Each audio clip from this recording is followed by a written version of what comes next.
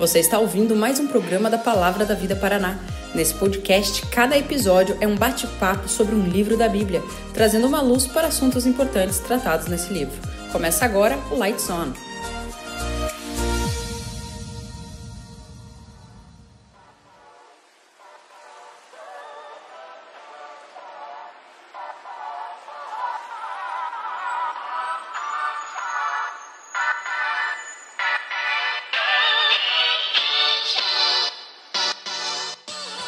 Tudo bem?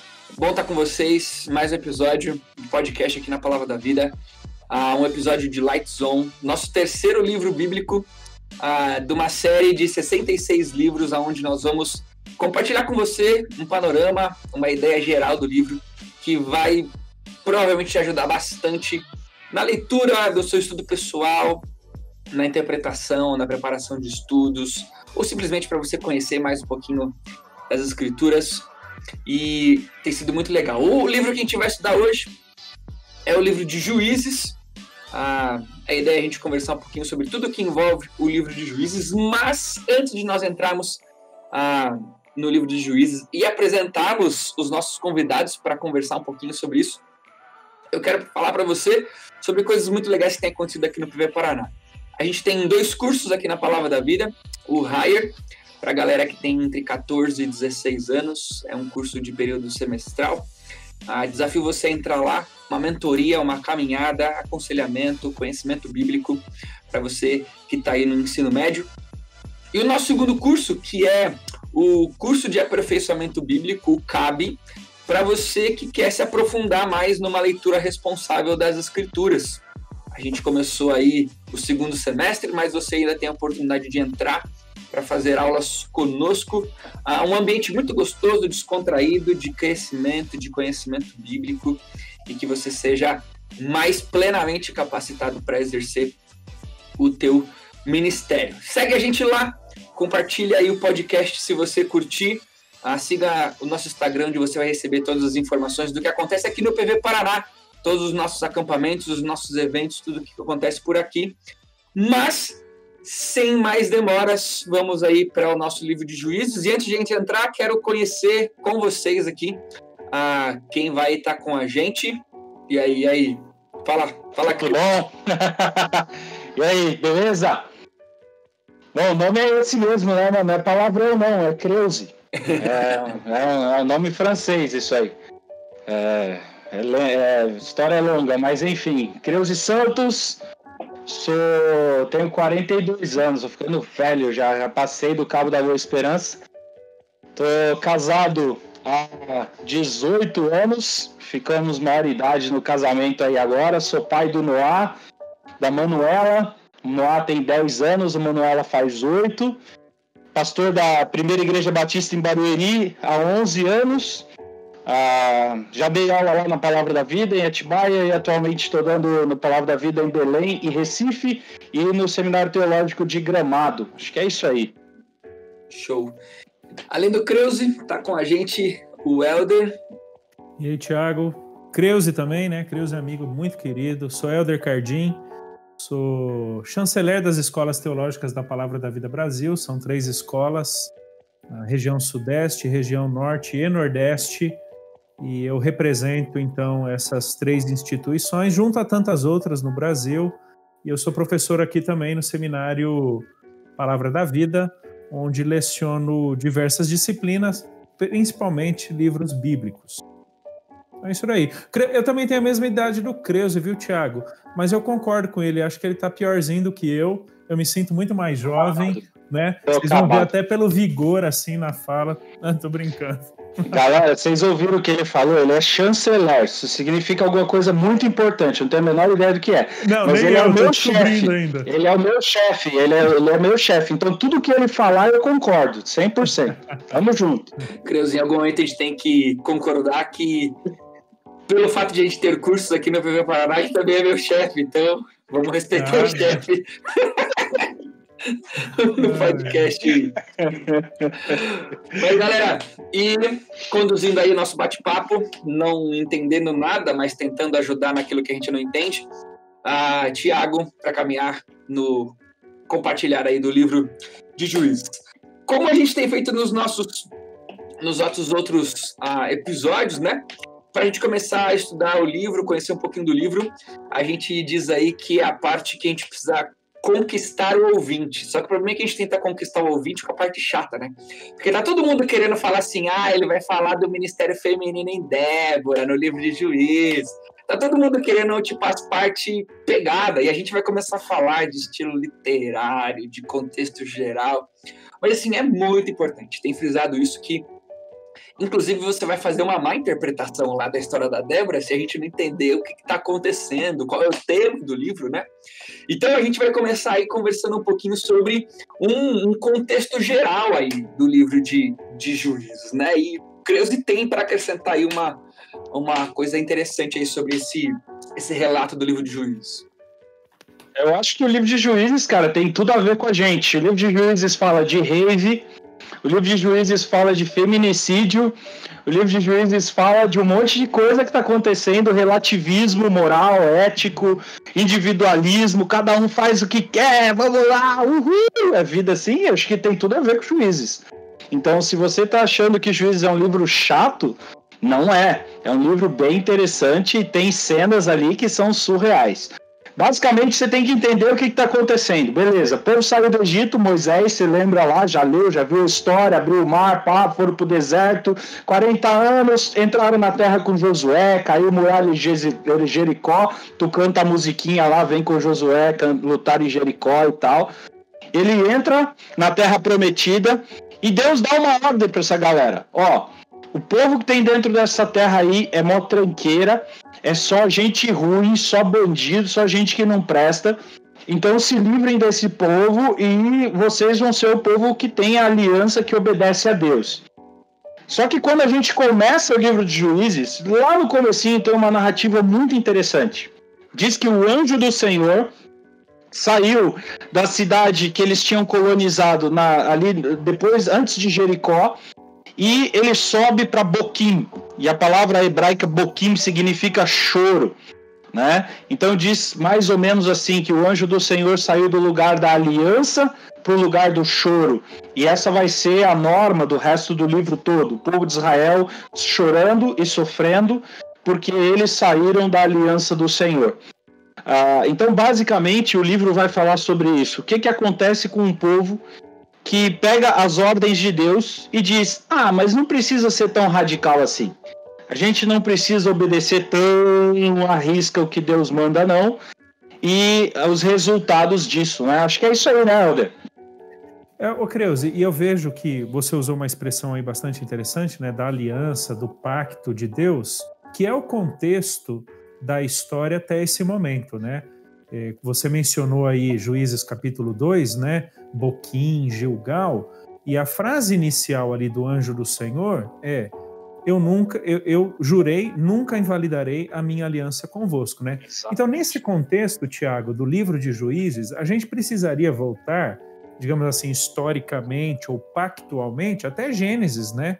Quando lá em Gênesis 12, Gênesis 15, Deus escolhe Abraão para ser o pai de uma grande nação. Uma nação que Deus escolheria para pertencer a ele mesmo e sobre quem ele colocaria o seu nome, né? E aí a gente já está em Deuteronômio, precedendo ali o livro de Josué, que é a conquista da terra de Canaã, na qual se desenvolve o livro de Juízes, né? Então a gente entender a aliança de Deus com Abraão, posteriormente a aliança que Deus estabelece no Monte Sinai, ali em Êxodo 19 e 20, é importante para a gente entender Juízes, né? Sim, que nem o Creuzi falou de Deus ordenando Israel para despovoar Canaã, né? Essa é até, cara, um tema bastante importante em Juízes, porque como assim Israel vai entrando numa terra que não era dele, que já tinha um habitante, e expulsa e manda todo mundo embora?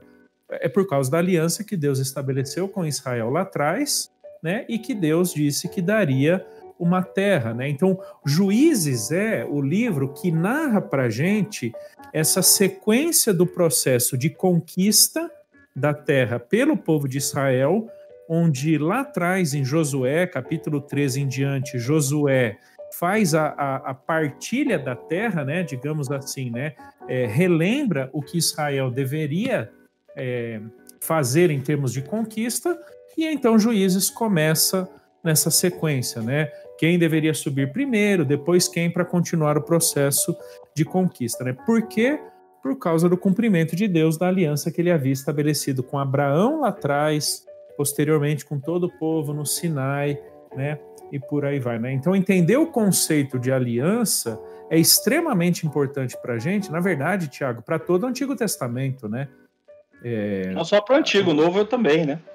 Exato, o Novo tem também. Tem uma nova aliança, né? É a Bíblia toda. Isso, né? Exatamente. Então, e a gente vê, Tiago, que a aliança no contexto do Antigo Testamento não é simplesmente um pacto entre duas partes, como se elas tivessem equivalência de autoridade, de responsabilidade. A aliança no Antigo Testamento é sempre Deus quem propõe. E ele assume para si o cumprimento dessas alianças, né, aquelas que não são condicionais, e para mim, a posse da terra é uma delas, né, que é o que a gente vê em Josué e Juízes. Deus assume para si a responsabilidade e, portanto, ainda que Israel esteja em pecado, Deus sempre perdoará quando humildemente o povo se volta para Deus. Porque ele tem uma aliança a ser cumprida em, com e por Israel, né? Então, o contexto da aliança, o conceito da aliança é extremamente importante para a gente entender Juízes, né? E se tem uma coisa que o povo vai fazer no livro de Juízes é voltar para Deus, né? Porque o povo vai e volta, vai e volta. Tem uma pegada, assim, que é importante a gente entender no livro de Juízes sobre essa relação aí do povo se voltar a Deus e se deslocar de Deus, não tem? Tem. É o que a gente chama, de uma forma bem didática, dos chamados ciclos de falhas em Juízes, né? Normalmente, Tiago, esses ciclos de falhas são introduzidos em Juízes pelaquela expressão, né? Fez Israel o que era mal perante os olhos do Senhor, né? Essa expressão, ela acontece 7 vezes ali ao longo de todo o livro, especialmente na parte inicial, para dizer que Israel se corrompeu ou se perverteu nos seus caminhos, e daqui a pouquinho o Kreuze vai falar um pouquinho mais para a gente aí, né, Kreuze, sobre a religiosidade cananita, sobre o tal do Baal, que é essa divindade que permeia boa parte do livro, né? Então, Tiago, entender esses ciclos de falhas, essa recorrência, né? O povo peca, é oprimido. Juízes capítulo 2 narra para nós esse ciclo, né? O povo peca, é oprimido, cai em si, se lembra da aliança, suplica a Deus por perdão, suplica a Deus por libertação. Deus envia um juiz por meio do qual ele então liberta Israel. Há um período de paz até que em algum lugar específico do povo, ou o povo como um todo volta a pecar diante de Deus. Então eu diria que são esses 5 elementos, eles são centrais nesses ciclos e muito recorrentes ao longo do livro todo, né? Pecado, opressão, súplica, libertação e paz. A gente tem o relato disso no capítulo 2, quando Deus disse que ele enviaria os inimigos para oprimirem Israel por causa do seu pecado, né? Então, entender esses ciclos de falhas é importante para a gente entender essa recorrência do de novo e de novo. Eu até costumo dizer, Tiago, que Juízes é um livro muito previsível, né? E a gente vai até falar um pouquinho mais aqui no podcast, né? Você sempre espera o mal acontecendo. O problema é que a narração desse mal é cada vez pior, né? É um mal cada vez mais profundo, um mal cada vez mais recorrente, um mal cada vez mais agressivo e que afronta mais a santidade de Deus, né? E pegando o gancho aí desse mal que vai aumentando no livro, às vezes a gente pode ler o livro de Juízes e entender assim, o tempo foi passando e Deus foi ficando mais bravo e daí o mal foi aumentando, mas a gente tem que entender que talvez o livro de Juízes não seja uma ordem cronológica, né? Como é que a gente relaciona isso daí? Inclusive, outros ambientes bíblicos, né? Outros livros bíblicos que talvez estejam nesse mesmo período dos juízes, né? Porque a gente vai lá, não, que legal, veio o Otiniel primeiro, depois veio o Eude, depois veio o Sangar, aí vai contando, não, deu 40 anos, aí dá mais 40, aí dá mais 40, que é meio 40, né, que eles fazem ali. Mas aí a conta não bate. Por que isso acontece no livro de Juízes? Ô, Tiago, eu vejo... O livro... Pode falar, Helder, pode falar. Tiago, eu vejo o seguinte, né? O autor de Juízes, ele tem um propósito com o seu livro. E ele, então, olha para trás... Não dá spoiler do propósito ainda, que a gente não chegou na pauta. Não vou dar spoiler, não. Não, mas ele é o seguinte, né? Ele tem um propósito e o autor, ele não viveu o momento dos juízes. Ele escreveu olhando para trás. Ele narra uma história passada. E dentre tudo o que aconteceu naquele longo período de pouco mais de 300 anos, ele seleciona uma série de fatos, eventos para comporem o seu livro, né? Então, ele está mais preocupado em apresentar e defender um argumento do que narrar um filme com começo, meio e fim, com eventos, episódios sequenciados, né?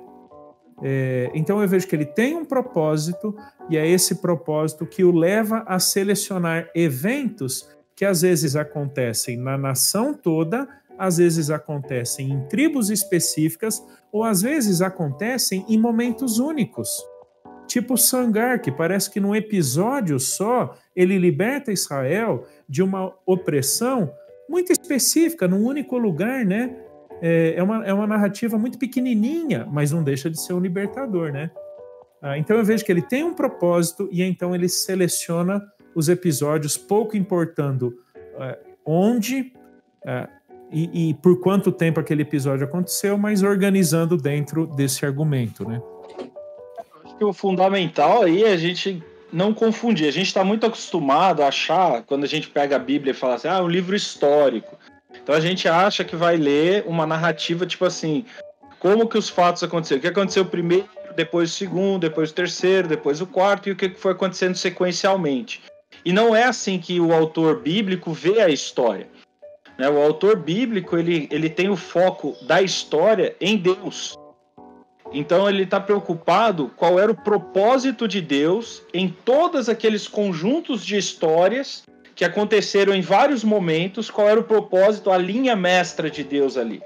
E aí ele vai pegar e montar as histórias dentro do livro para que elas apontem para esse propósito de Deus, né? Então é isso aí. Legal. Isso ele chama, galera que gosta de comida diferente aí, né? A gente chama de quiasmo, parece quiabo, né? Que é uma maneira de você construir a história de maneira como se fosse um cone, né? Onde você tem duas pontas e ela aponta para um centro. Tipo então, um sinal de maior que, né, Kreuze? Isso. Um sinal de maior que, né? É isso aí, os matemáticos. Para a galera que está acompanhando a gente aí nos outros podcasts, em Malaquias a gente falou um pouquinho de quiasmo, né? A gente encontra ali um quiasmo em Malaquias.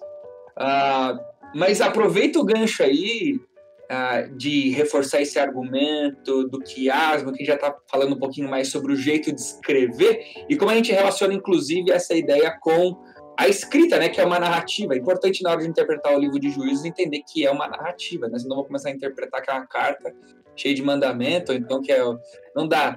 É uma narrativa. O que a gente faz com essa narrativa?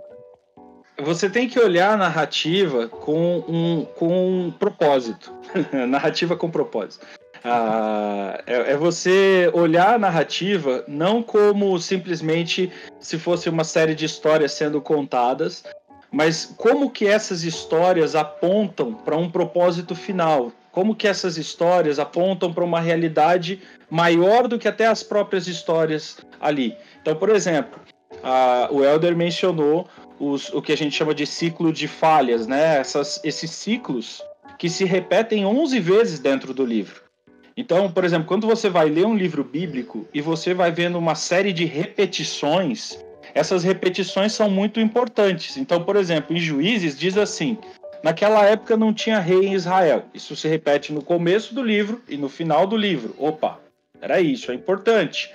Depois, no meio do livro, você vai ver várias vezes se repetindo. E Deus entregou nas mãos dos seus inimigos. Opa, isso é importante. Isso vai se repetir em quase todas as histórias. Nessas narrativas vão ter lá Deus entregando o povo na mão dos seus inimigos. Aí você vai ter também repetições. Os filhos de Israel clamaram ao Senhor. Repetição. Aí depois você vai ver que Deus levanta um juiz e aí outra repetição. A terra teve paz. Isso se repete em quase todas as narrativas do livro. Então isso mostra pra gente que esse livro tem um propósito. Mostrar um povo que está pecando, quebrando a aliança, como o Helder bem explicou pra gente a aliança. Como resultado deles quebrarem a aliança, eles são oprimidos pelos povos vizinhos. Como resultado da opressão, esse povo chora, lamenta, pede a ajuda de Deus. E Deus, então, levanta um juiz e liberta o povo. Então, essa história que se repete dentro da narrativa, em quase todas as narrativas, mostram pra gente qual é o foco central do autor nesse livro. E é isso que a gente tem que estar olhando quando a gente lê uma narrativa bíblica, né? Aquela coisa simples de métodos de estudo bíblico, aulinha básica lá, observação e olhar as repetições, né? Galera, tem métodos de estudo bíblico no curso de aperfeiçoamento bíblico da Palavra da Vida do Paraná. Se quiser fazer, pode matricular lá. Show de bola. Então, Tiago, como gênero literário, né, que a gente chama, gênero literário nada mais é do que a forma de composição de um texto, né? Então, existe poesia, existe profecia, existe carta, né, como o Krause mencionou, uma epístola, e existe narrativa, né? Então, quando a gente olha para Juízes, a gente vê que a predominância do estilo de escrita ou estilo de composição é narrativa. Isso quer dizer que o autor ele está contando uma história. E aqui entra o que eu quero chamar de diversas esferas de narração, né? Eu vou até extrapolar um pouquinho Juízes, Tiago, porque isso é importante, né? Eu creio que a Bíblia toda conta uma história para nós. Ela é uma grande narrativa. É isso que me faz entender que, embora tenhamos 66 livros, todos eles estão amarrados dentro de um propósito maior, ou de um fio que perpassa todos esses livros.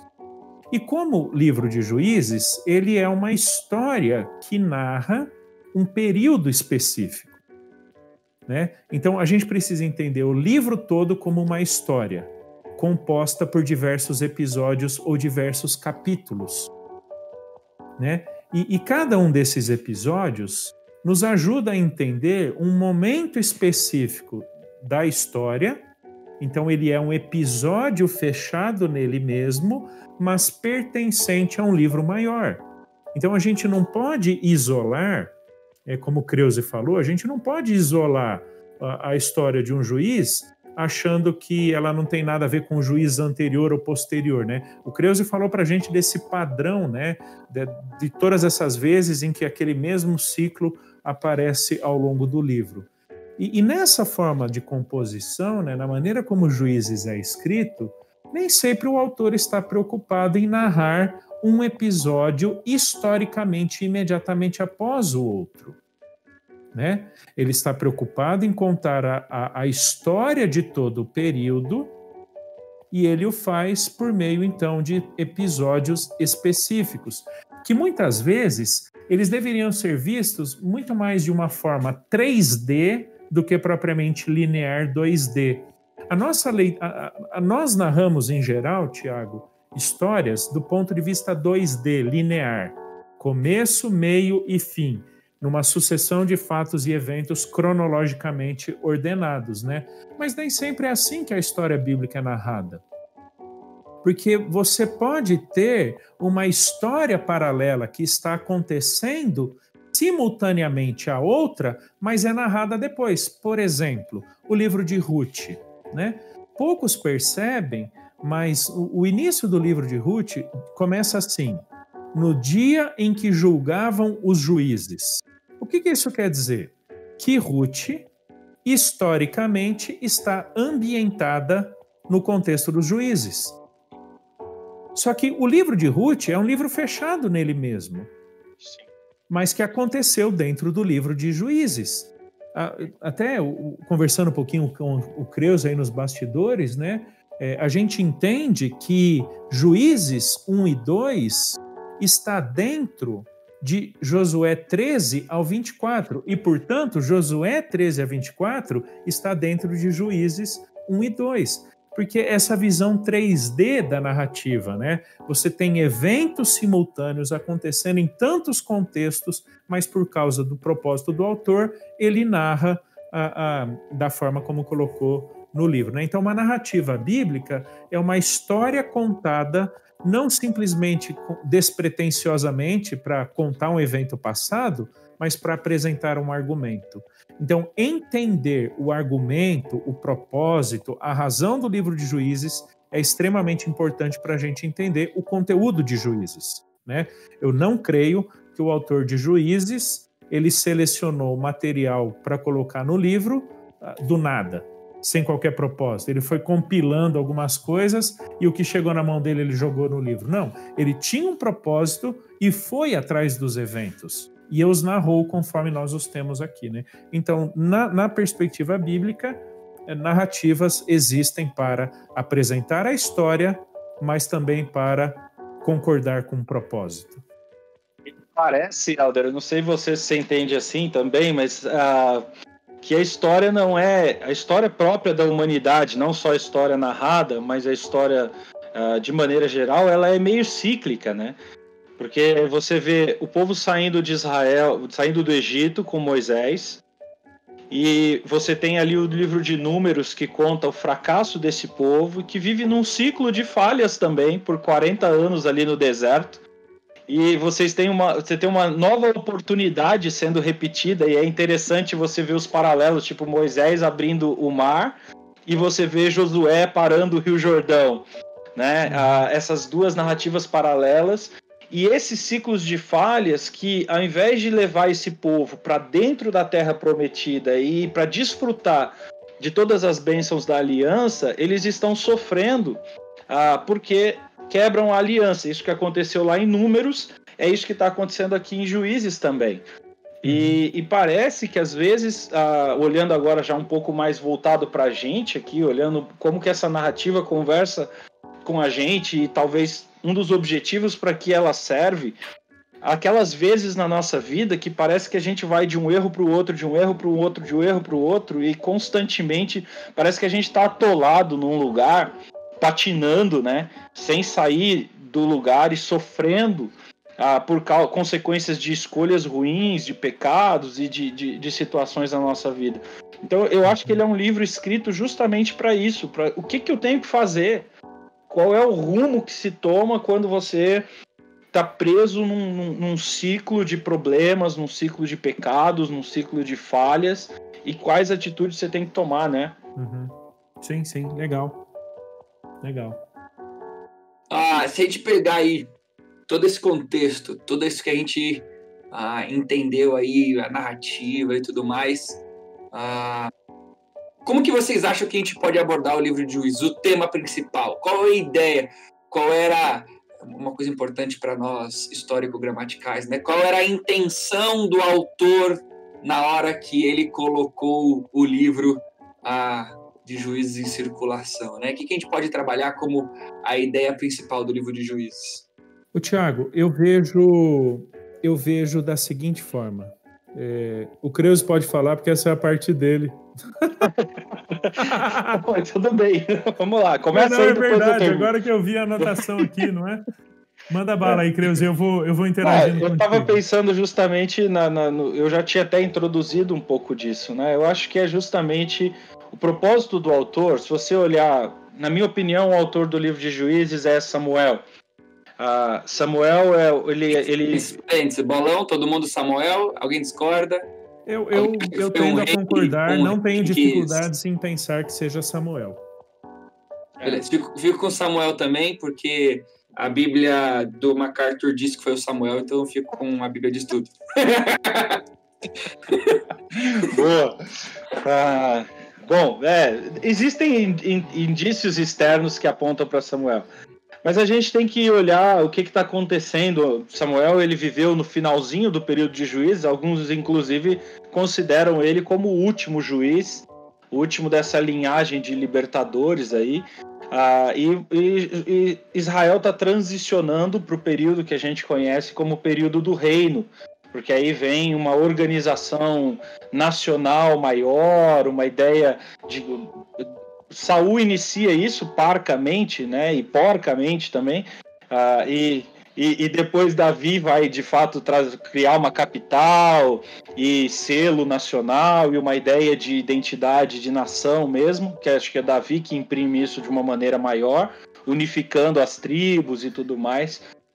E depois Salomão simplesmente alavanca isso a níveis estratosféricos. Mas Samuel está ali na transição daquele momento histórico. E ele quer transicionar para que esse povo saiba, para que esse período novo do reino, que vai principalmente ser marcado por uma aliança com Davi, de Deus com Davi, para que esse período do reino seja um período de prosperidade, de bênção, o povo tem que entender por que eles ficaram atolados na história lá atrás, e por que eles passaram por esses 400 anos, aí 300 e quase 400 anos de juízes, por que eles passaram por tanto sofrimento e por que eles não conseguiram desenvolvimento da nação. Olhando de uma maneira até política. Né? E nisso que você falou, é por isso que ele vai dizer algumas vezes, naqueles tempos não havia rei em Israel e cada um fazia o que achava reto aos próprios olhos. Né? A gente falou aqui, né, Tiago, sobre Samuel. O que é que nos leva a pensar que deva ter sido Samuel? Esse indivíduo que escreve já conhece a monarquia. Ele já conhece o que é ter um rei sobre Israel. O que nos leva para um período depois de Saul, que foi o primeiro rei. Então, no mínimo, Israel tem que ter tido um rei para esse autor dizer, olha, naquele tempo não havia rei em Israel, né? E o que o Krause falou é importante. Essa figura de Davi com quem Deus estabeleceria uma aliança e que se tornará o padrão de um agente mediador de Deus no meio do povo. Se a gente lembrar de Reis e Crônicas, né? Seguiu os caminhos de Davi, seu pai, fez aquilo que era mal, pois não seguiu os caminhos de Davi, seu pai, né? Então parece estarmos ali no intervalo entre Saul e Davi, onde se nós não tivermos um rei logo sobre nós, com quem Deus tem uma aliança específica, por meio de quem Deus haja, voltaremos a viver toda a desgraça que a gente viveu no período anterior, né? Isso na teologia é chamado de escrita reminiscente, né?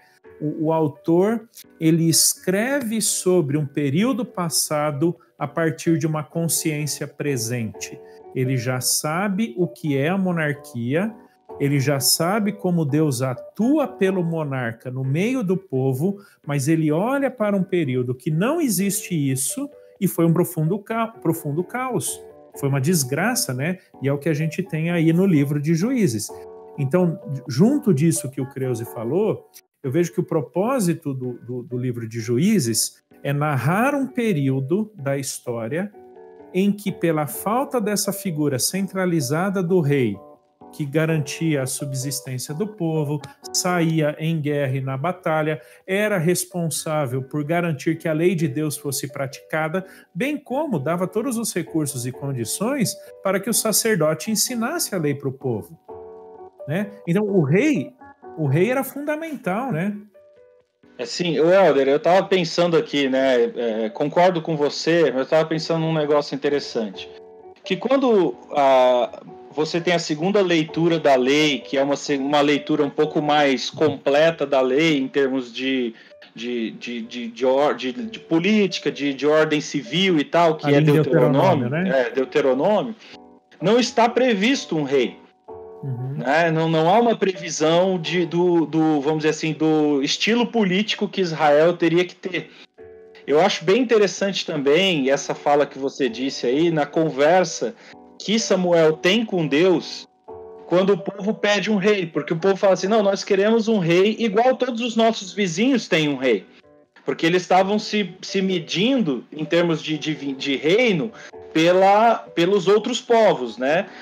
Buscando um estilo político de governo que fosse o estilo que era, vamos dizer assim, o mais vigente na época. E aí Deus fala para Samuel: Samuel, fica tranquilo, porque quando eles estão pedindo um rei, não é a você como líder que eles estão negando, é a mim, Deus, como rei da nação. Porque quando a gente olha para a nação de Israel, a gente precisa olhar dentro de um contexto de teocracia. Quem, na verdade, governa é Deus.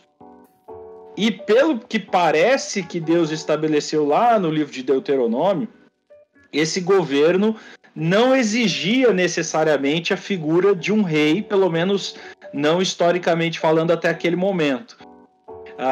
E o rei era o próprio Deus. Se o povo obedecesse à lei, seguisse os levitas, obedecesse os governadores locais, os líderes locais das tribos que Moisés tinha estabelecido, os próprios juízes que foi Moisés que estabeleceu, se o povo tivesse seguido o procedimento que estava lá em Deuteronômio, de fato, talvez eles não necessitariam de um rei naquele momento ali. Essa é a minha perspectiva do texto, olhando dentro do contexto, quando Deus fala para Josué: não é você que eles rejeitam, é a mim. Então, quando diz ali, naquele tempo não havia rei, na minha perspectiva, eles estavam rejeitando a Deus como rei. Eles estavam olhando para Deus e dizendo assim: não serve para a gente ter o Senhor como governante. A gente precisa de um homem no teu lugar, né? E aí esse é o grande problema, né? Porque o rei vem depois, mas o rei também, e Davi faz isso constantemente, nos Salmos ele diz isso várias vezes, que ele não governa Israel, que ele é simplesmente um conservo, um rei que está debaixo da suzerania, né? Um pacto de suzerania, um pacto debaixo de um rei maior, que é o Senhor, né? Show.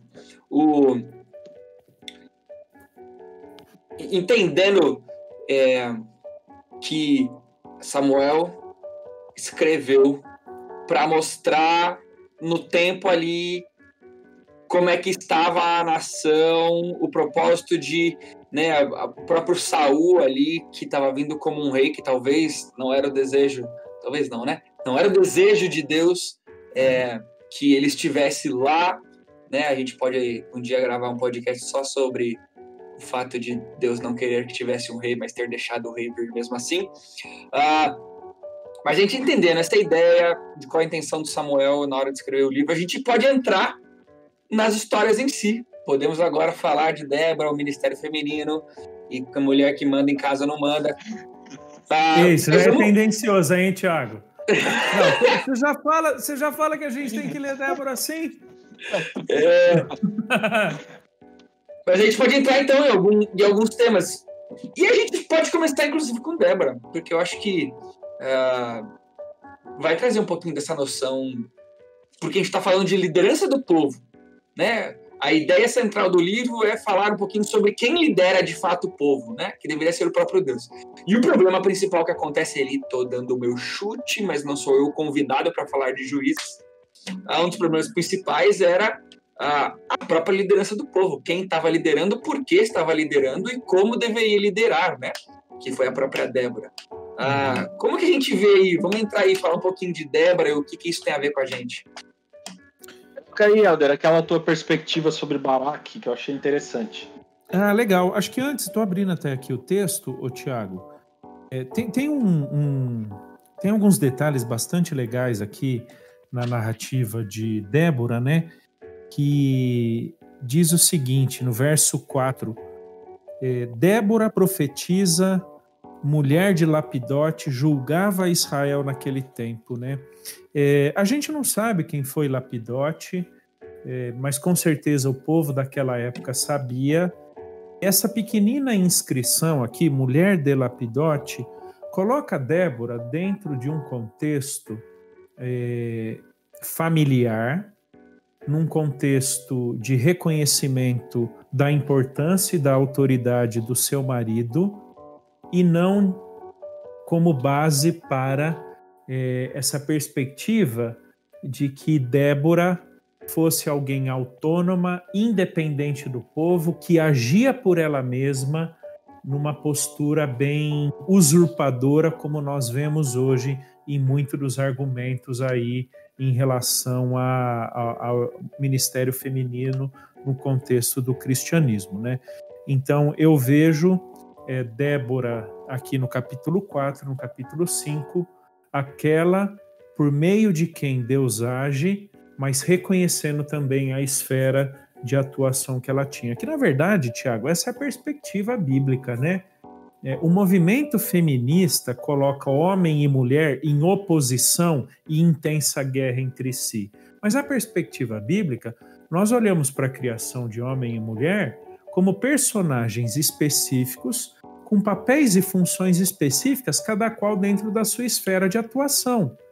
Então, Débora, para mim, é um perfeito exemplo nesse sentido, de que ela age dentro da esfera delimitada por Deus, sem usurpar a posição que caberia a Baraque, né? Que caberia a ele como essa autoridade política, bélica, para libertar Israel ali das mãos de Jabim, rei de Canaã, né? Então, essa assim, só para a gente introduzir a discussão, que Débora, né, e o Kreuze vai acrescentar muito agora falando um pouquinho sobre essa perversão do papel da mulher no livro de Juízes, né, como o próprio livro de Juízes narra o que é uma sociedade em que Deus não é o Senhor. Então, para introduzir, Débora, ela cumpre perfeitamente o que Deus requereu dela, sem usurpar as esferas ou posições que Deus delimitou para ela, né?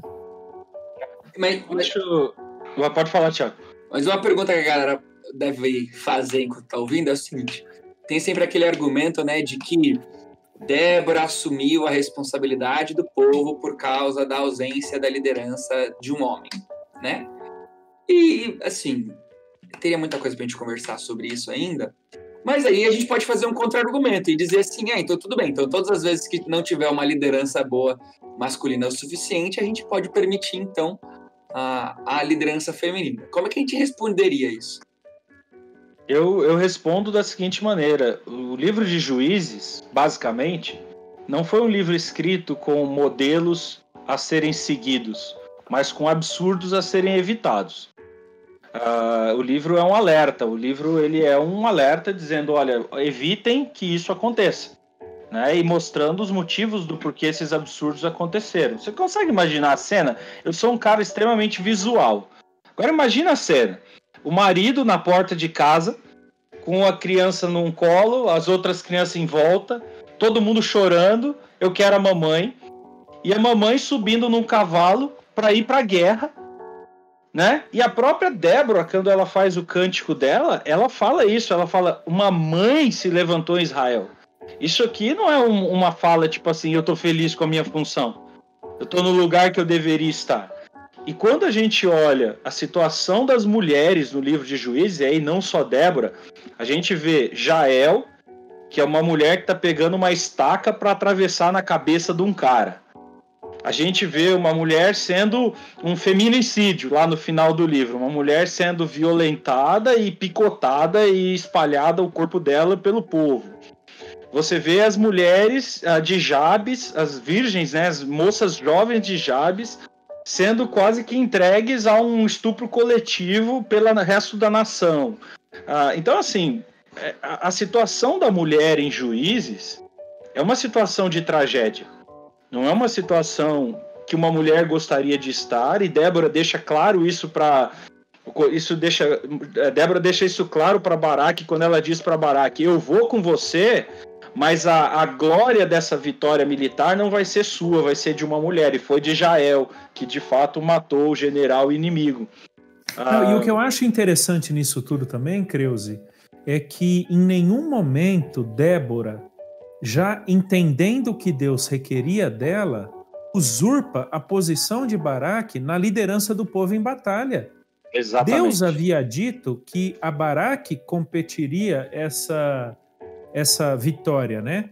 Ele seria o libertador de Israel. Claro, o desfecho ou o golpe final foi dado por uma mulher, por Jael, mas em nenhum momento Débora usurpa a posição de Baraque desobedecendo Deus. Então eu vejo, Tiago, que diferentemente de muito da argumentação presente, é que Débora é muito respeitosa para com os limites que Deus estabeleceu a ela. E ainda que Baraque vacile, né?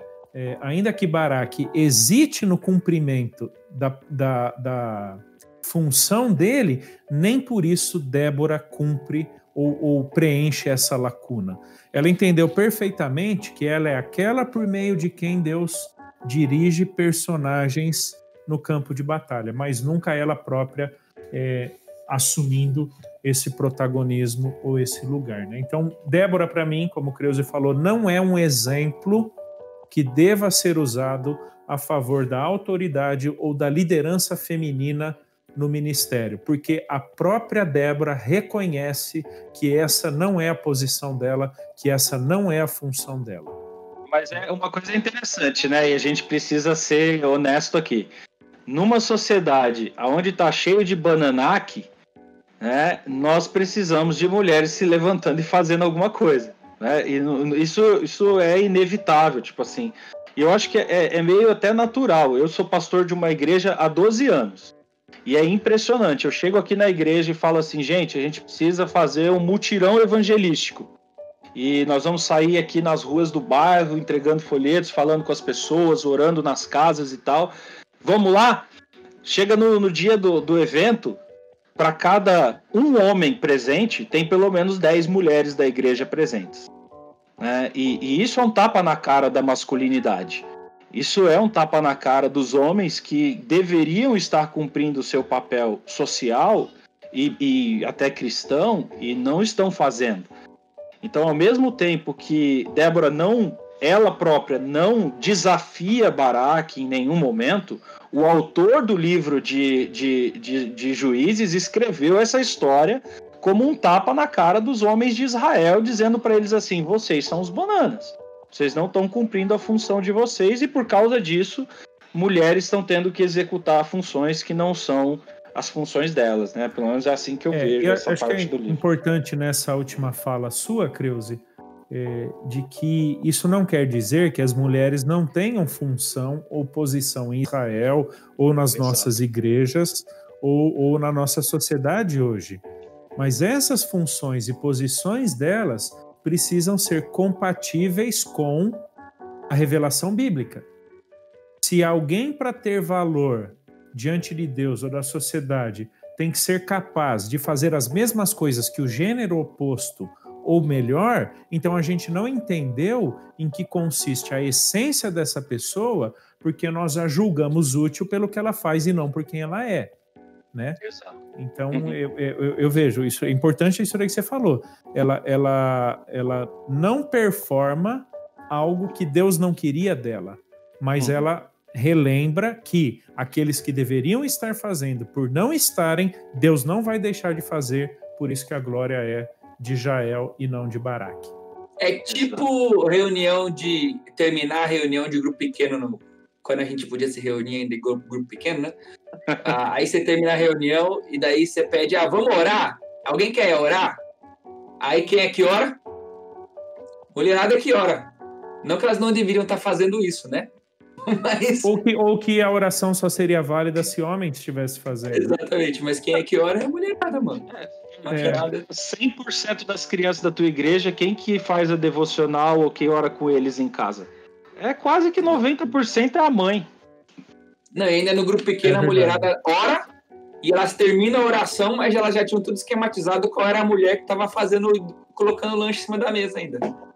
E aí elas ainda vão limpar antes de ir embora. Acho que, sem querer matar o assunto, Tiago, o que eu encerraria dizendo é o seguinte: homem e mulher têm seus papéis e funções definidas por Deus. Na medida que um e outro cumprem o propósito de Deus, ninguém usurpa a pessoa ou a função do outro e as coisas caminham perfeitamente quando Deus intencionava. Como Kreuze disse, quando há um desequilíbrio nisso, pela falta de respeito aos padrões de Deus, aí você vive o caos. É mulher querendo pisar em homem, é homem desprestigiando mulher, E aí você tem o caos, né? Então eu gostei daquilo que o Kreuze disse, né? Uma sociedade que não tem Deus por centro, a mulher sempre é ou abusada, ou desprestigiada, ou ela acaba assumindo um papel que não é o dela, né? Então Deus sabe perfeitamente como organiza as coisas, né? Show! Um outro personagem que eu acho que é interessante no livro de Juízes, e se, como é a maioria do público que ouve a gente, né? Você é um jovem de igreja, ou adolescente aí de igreja, jovem de igreja, você com certeza já ouviu uma pregação sobre Sansão. Peraí, deixa eu botar o fundo musical. Bunts, bunts, bunts, bunts, bunts, bunts, bunts, bunts. E você na pregação de Sansão, o tema passou muito perto, ou foi exatamente esse. Passos para cair no pecado. Primeiro estágio do pecado, segundo estágio do pecado, até que você vai lá e deixa a Dalila cortar o teu cabelo e você perde as suas forças, né? A gente vê Sansão universalmente como o bicho papão dos juízes, né? Mas ele se redime no final, né? Quebra tudo lá, mata todo mundo. Mas enfim, essa é a cosmovisão de Sansão que a EBD cresceu nos mostrando, né? Como é que a gente pode se relacionar com esse personagem tão importante e a importância dele no livro do Juiz? Ô Thiago, acho que o Kreuze vai falar um pouco mais aí também sobre Sansão ele. É tipo o super-homem. Pra mim, ele é tipo o Batman. Então, é diferente o negócio. O super-homem é todo bonzinho, tal, herói. E o Batman é do mal, mano.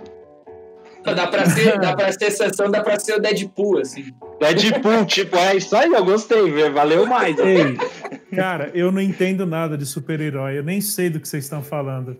Essa é meu. Eu não sei o perfil do Batman, do Superman, eu nunca assisti esses negócios. Muito menos Deadpool. Outro dia, cara, veio uma criancinha aqui, meu. O moleque modo mal, assim, eu sou o Deadpool. Falei, cara, nervoso, moleque, meu. Mas, enfim, assim, o Kreuze vai falar mais sobre o Sansão, e eu curto muito a visão que o Kreuze tem sobre esse período do livro, né? Esse momento do livro aí sobre Sansão. Mas eu vejo um aspecto muito legal no início da narrativa, que é o Espírito Santo, né? Vindo ao encontro dos pais para falar, né? Com eles ali, né? Há uma manifestação do próprio Deus, né? Vindo ao encontro ali da família para falar sobre o nascimento de Sansão. Então, qual seja o resultado da vida de Sansão, ou apesar da tragicidade dessa vida, esse período ele é orientado por Deus, né? Ele é protagonizado pelo próprio Deus. Quando vem ao encontro, né, fala que o anjo do Senhor vem e aparece ali a mulher, né? Eu falei do Espírito Santo, mas o Espírito Santo vem depois, né? Eu estava pensando mais no anjo do Senhor mesmo. Então, é o próprio Deus conduzindo esse período, apesar da desgraça em que ele se encontra, né? Então, a gente não pode perder de vista isso. Ainda que Sansão possa ter sido uma desgraça, ainda assim, Deus atuou nesse período. Né? A gente interessante não pode esquecer isso. Quando você estava falando aí, eu fiz uma pesquisa rápida aqui. A palavra Espírito do Senhor, ela aparece 7 vezes no livro de Juízes. Talvez dos livros aqui históricos, é uma dos livros que tem o maior número de aparições e ações do Espírito do Senhor, né? É isso mesmo. Tanto é, Kreuze, quando eu ensino sobre Espírito Santo, Juízes é um dos meus livros, um dos meus textos fundamentais para dizer que o Espírito Santo atuava no Antigo Testamento. Ele estava presente, expressando, conduzindo, agindo segundo os desígnios de Deus, né? Então, assim, ainda que Sansão possa ter sido um devasso, ainda que Sansão possa ter infringido a lei de Deus, ainda assim foi um período em que Deus atuou. Isso me ensina também, o Kreuze e Tiago, que quando Deus designa algo, Ele o fará a despeito das nossas participações, a despeito da nossa qualidade moral. Mas isso não quer dizer que Deus seja concordante com o meu pecado. Porque naquilo que Sansão se tornou reprovável, Deus o repreendeu de alguma forma. Todos os juízes, né? Naquilo que eles foram errados, Deus os repreendeu. A gente mencionou Baraque, a gente vê isso com o próprio Gideão, a gente vê isso ali com o próprio Jefté, na maneira como ele sacrificar a filha, né? Sobre estas coisas falaremos em outro momento, né? Pessoal, Jefté não matou a filha, por favor!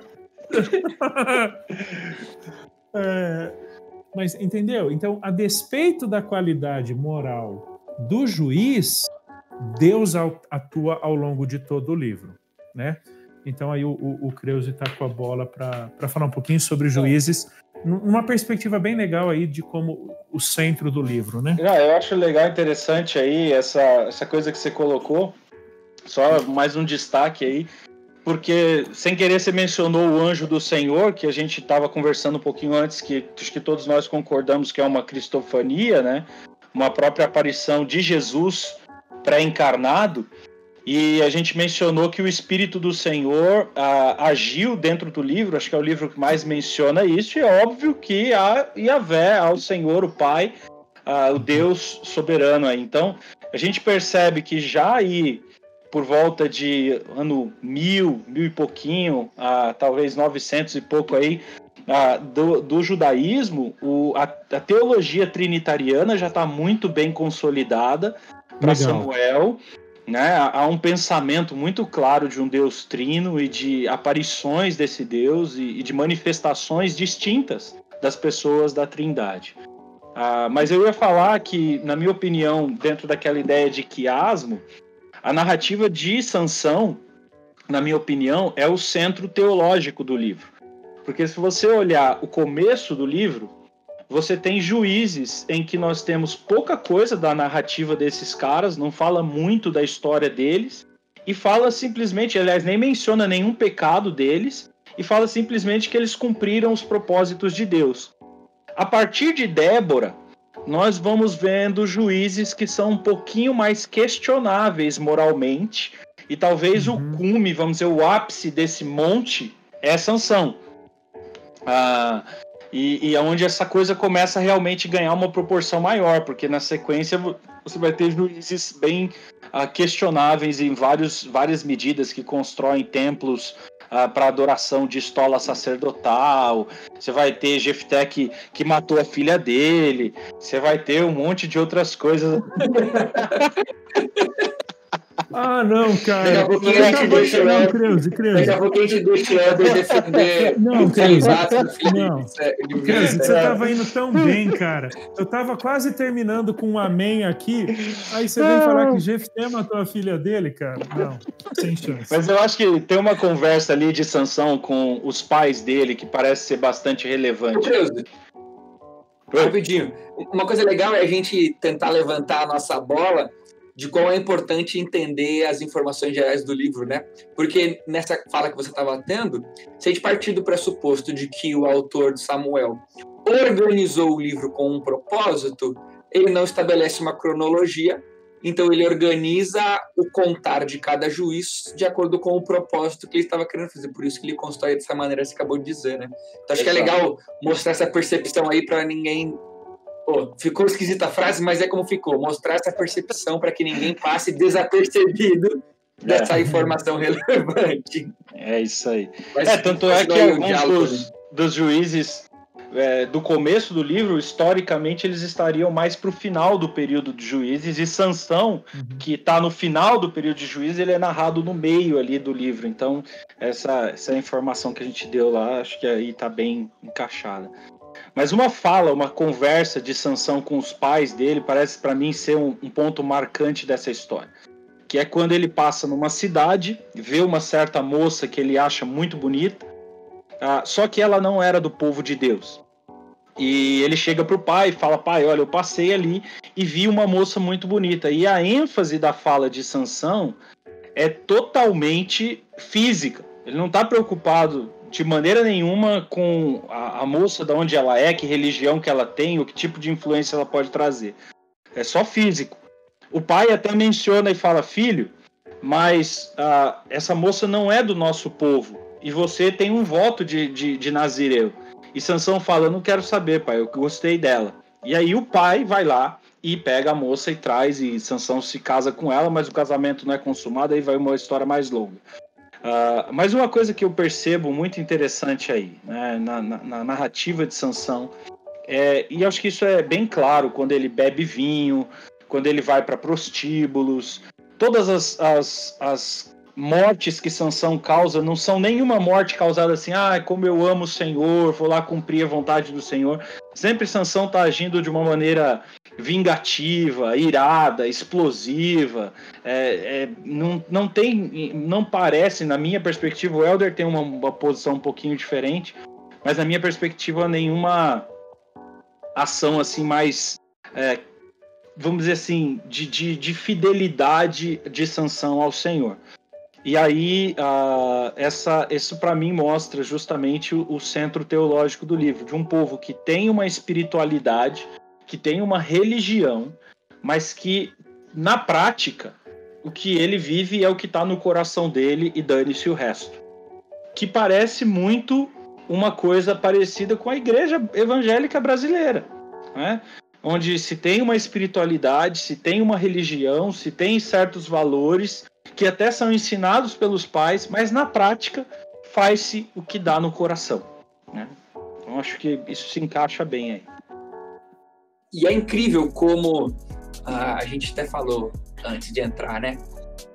Como Juízes é um livro atual, né? Como ele pega naquilo que a nossa sociedade vive hoje, né? A gente até citou o nosso saudoso Carlos Oswaldo, né? Exatamente nessa questão, como ele destacava essa realidade de ser atual o livro de Juízes. Toda vez que o Krause falava algumas coisinhas ali, porque acho que deu para perceber o quanto o Krause é mais sanguinário do que o Elder, né? Dá para espremer um pouquinho aí na fala do Juiz, mas brincando assim, quando ele ia falando ali da questão do pecado, todas as vezes dá vontade de fazer aquela piadinha assim, mas assim, nossa, parece que ele tá falando, parece que sou eu esse aí, parece que já vi isso em algum lugar, e é uma realidade muito presente nos dias de hoje, né? Ler, interpretar, contar Juízes é ler, interpretar e contar a nossa sociedade nos dias de hoje, né?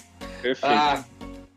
Pra gente encerrar, famosinho jabá de final de podcast, o Elder vende café, então se ele quiser fazer propaganda de café, ele pode, mas não sei se o Krause vende alguma coisa também. Coisas lícitas, tá, Krause?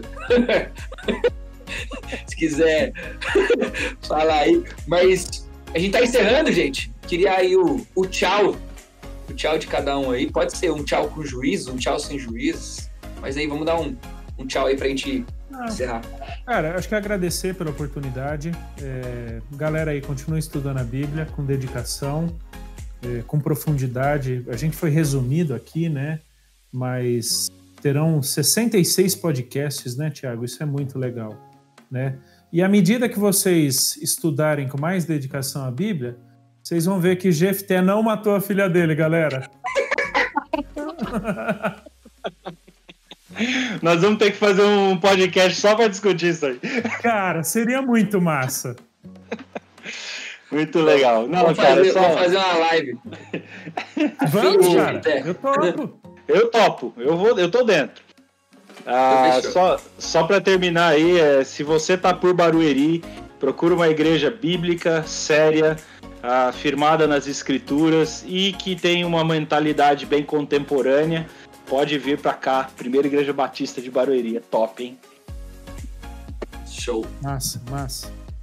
Galera, esse foi mais um episódio do podcast da Palavra da Vida, Lights On. Falamos sobre o livro de Juízes. Um privilégio ter você junto com a gente. Se você curtiu, compartilhe. Se você não curtiu, pelo menos não fale mal da gente. Mas é um privilégio ter você aí conosco. Valeu, pessoal. Um abraço. É nóis.